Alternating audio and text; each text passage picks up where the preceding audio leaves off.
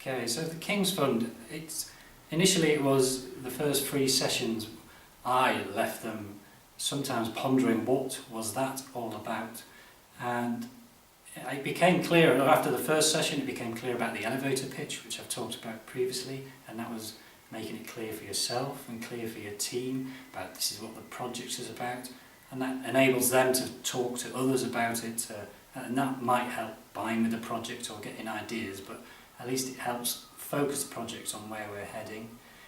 Then there was a session around conversations and conflict and ways of working and managing yourself and managing each other. And again, you left the session thinking, well, what's the relevance? And I suppose we were feeling that because we were feeling our group was getting on very well.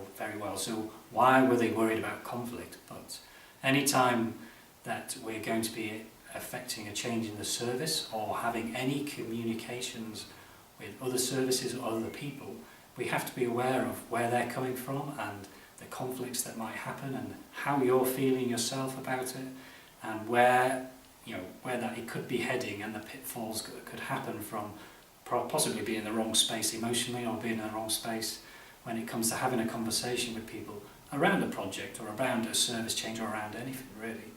So that was good awareness about moving forward in conversations with people.